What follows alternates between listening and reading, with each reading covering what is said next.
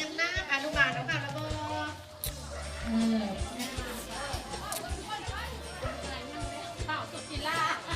เป็นมือวันครูแห่งชาติพวกครูทั้งหลายก็สุดพักภูมิใจเนาะพวกหลานมีใจพวกหลานหลายๆแล้วมื้อนี้เราจะมาเข้าพิธีของเราเนาะพวกหลานเนาะแม่บ้านเชิญเชิญทางพี่เด้อมาเชิญเลยเด้อพ่อพ่อมาเชิญเด้อในบ้านเชิญพี่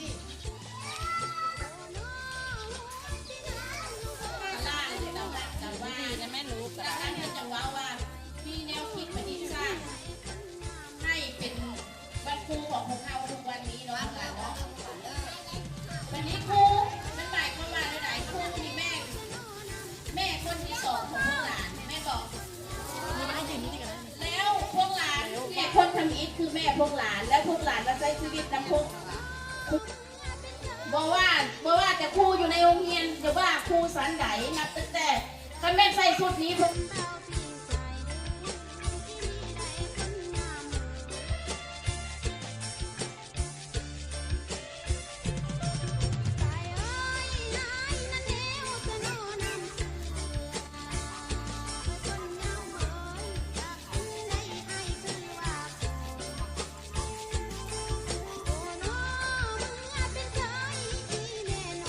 บมือเอ้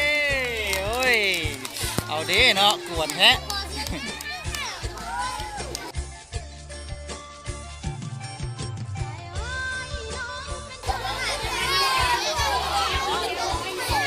ไอ้กูนะ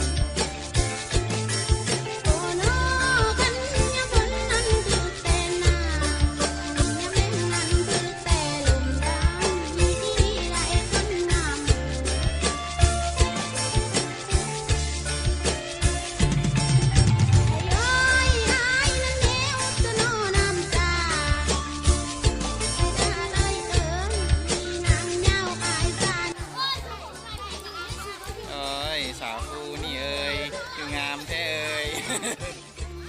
ร้องด้วยนี่สาวครูนี่เอ้ยคือเป็นตะเพงแท้เอ้ย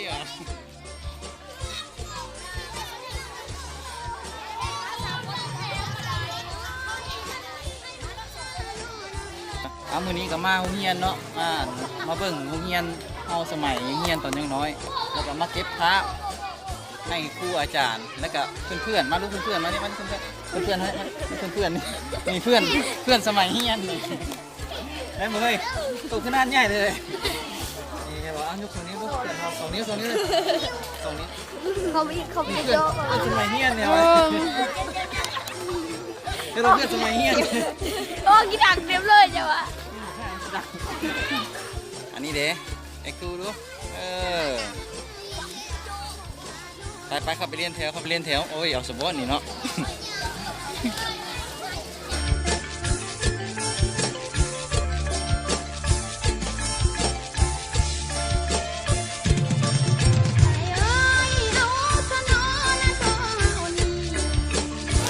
เฮ็ดเ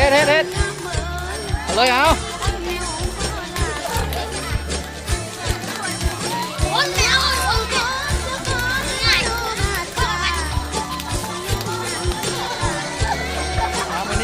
นวดเนาะมาเงี้ยเนาะเล่นไหมเฮ็ดเอาเลย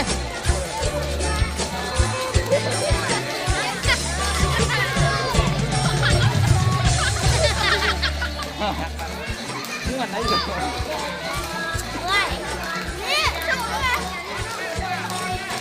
เฮ็ด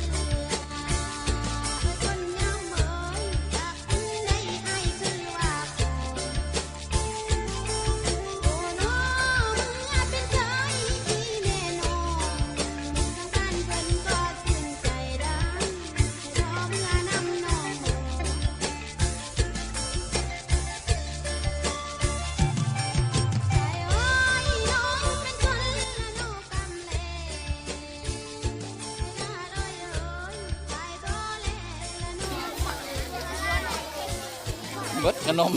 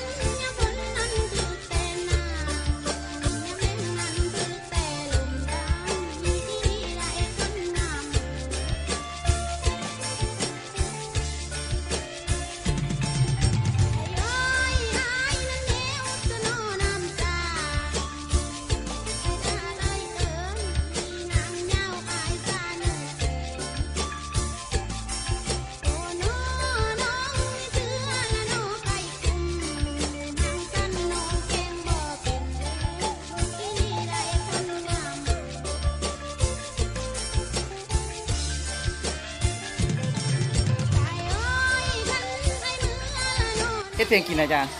ชื่อนักเรียนโอ้เจ้า